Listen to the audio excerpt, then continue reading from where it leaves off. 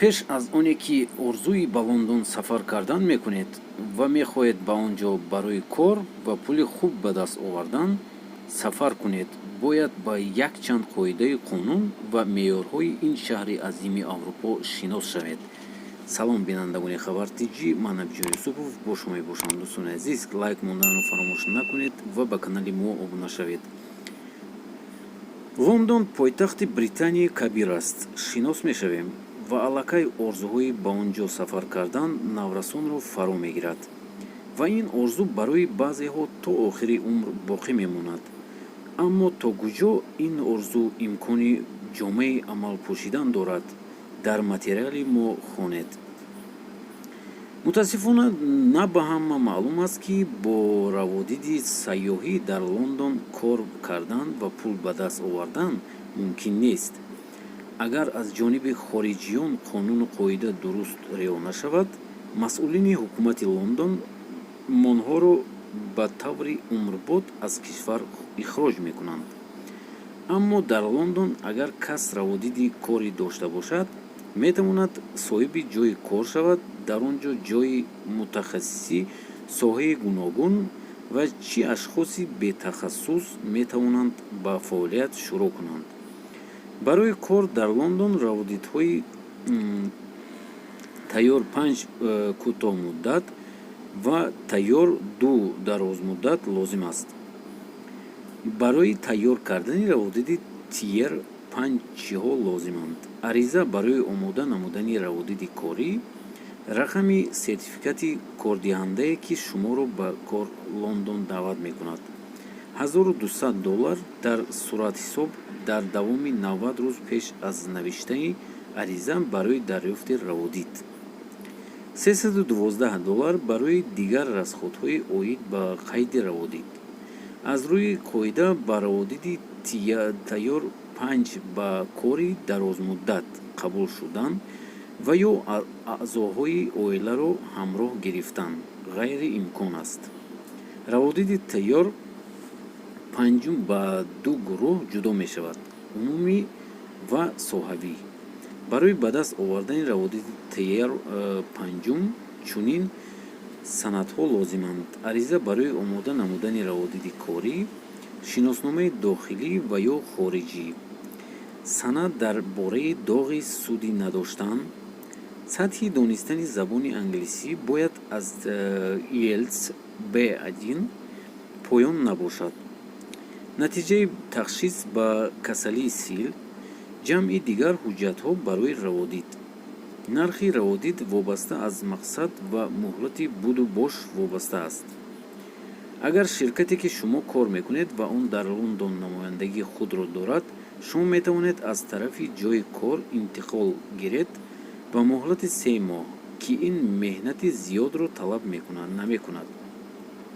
ду шакли интиқол ба намояндагии корхонато дар Лондон вуҷуд дорад: дарозмуддат ва кӯтоҳмуддат, ки дар шакли таҷрибаомӯзӣ мебошад ва то 3 моҳ идома меёбад. барои кормандоне ки аз 1 сол зиёд мемонанд, бояд маошашон дар 12 моҳ аз $94769 зиёд набошад. раводид ба Лондон ба мақсади таҷрибаомӯзӣ сафар мекардагӣ барои кормандоне дода мешавад, ки аз 3 моҳ зиёд таҷрибаи корӣ дошта бошанд.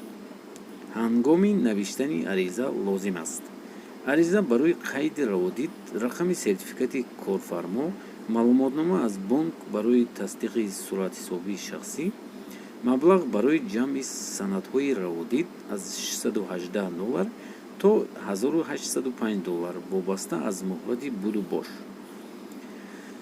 суғуртаи тиббӣ. метавон ба сомонаи мазкур назар кард. натиҷаи ташхисии духтур ба бемории сил. раводиди тайёр 2 ба муҳоҷирон имкониятҳои иловагӣ медиҳанд. масалан, корманд метавонад дар дигар корхона низ то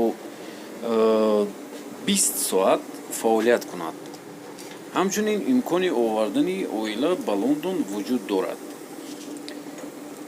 ёдовар мешавем ки ҳамаи ҳуҷҷатҳо ба ҷуз шиноснома бояд ба англисӣ тарҷума шуда бошанд. бо гузашти 5 соли будубош дар Лондон шахс ҳуқуқ пайдо мекунад.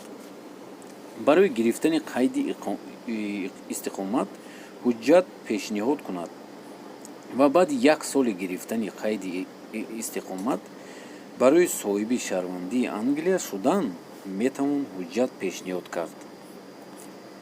дар Лондон барои ба кор қабул шудан нақши асосиро тавсияҳои корфармон ва намояндагони корхонаҳое ки шахс пешакӣ дар он кор кардааст мебозанд. чун қоида ин кор фаъолияти касбии ҳар як шахс вобаста аст. агар дар Лондон шинос надошта бошад, метавонед тариқи сомонаҳои гуногун ба худ кори мувофиқ кобед ва ё ба воситаи агентҳое ки бо муҳоҷирон сару кор доранд. аммо набояд фаромӯш кард ки агентҳои ҳаққашонро мегиранд. агентҳо худ корҳои гуногун пешниҳод мекунанд, чӣ барои соҳибтахассусон ва чӣ барои ашхоси ғайритахассус. акнун Лондон сераҳолитарин шаҳри Аврупо. Лондон пойтахти Британияи Кабир, маркази асосии иқтисодию сиёсӣ ва маданияти мамлакат Англия ва Подшоҳии Муттаҳида ва аз ҳама сераҳолитарин шаҳр дар Аврупо мебошад. районҳои асосии Лондон Сити, дар он бонкҳою биржаҳо, идораҳои монополияҳои калон, бинои парламент, муассисаҳои ҳукуматӣ ва қароргоҳи подшоҳ қасри Букингем ҷой гирифтаанд. Трафалгар, Уэст Энд, райони истиқоматӣ ва тиҷоратии Ист Энд, райони докҳо ва маҳаллии коргарнишин мебошанд. Лондон таърихи 2000-сола дошта, аз асри 221 пойтахти расмии Англия шудааст. асрҳои Лондон ба яке аз бандараҳои калонтарини баҳри дунё, маркази калони тиҷоратӣ ва молиявӣ табдил ёфт. сокинони шаҳри Лондон дар революсияи буржуазии Англия роли бузург бозиданд. Лондон маркази калонтарин ҳаракатҳои коргарӣ, яке аз манбаъҳои асосии ҳаракатан ҷартисӣ буд. соли 1847 дар Лондон конгрессҳои якум ва дуюми иттифоқии коммунистӣ баргузор шуд. асрҳои 19-20 дар Лондон Маркс, Энгелс лекин кор ва зиндагӣ карданд. соли 1902 дар Лондон газетаи Искра чоп мешуд. дар Лондон ва атрофи он корхонаҳои гуногун саноатӣ ҷой гирифтанд. мошинсозӣ, коргарди металл, саноати авиатсияӣ ва автомобилсозӣ, электротехникӣ ва электрони атомӣ, асбсозӣ, таъмири киштиҳо, нестсолҳои радио, аппаратҳои телефон ва коғазбарорӣ, коргардии нефт ва полиграфӣ, хӯрокворӣ, тамоку дӯзандагӣ, химия, ҷубрагӣ, мебел ва саноатҳои Лондон дар истеҳсоли маҳсулоти саноатии мамлакат роли калон мебозад. Лондон якҷоя бо районҳои атрофи шаҳр Лондони калонро ташкил медиҳад, ки аз 32 округ ва сити иборат аст. масоҳат 1,8 километр, аҳолӣ 8 миллион 300 нафар. дар 2012 аэропортҳо Лондон Хитроу ва Гатунг. сохтмони метрои Лондон 1860 оғоз ёфта дар дунё қадимтарин аст. дар Лондон донишгоҳи Лондон, донишгоҳи Сити, Инти политехникии Сити, академияи санъати драмавии подшоҳӣ, академияи мусиқӣ подшоҳӣ, мактаби балети подшоҳӣ.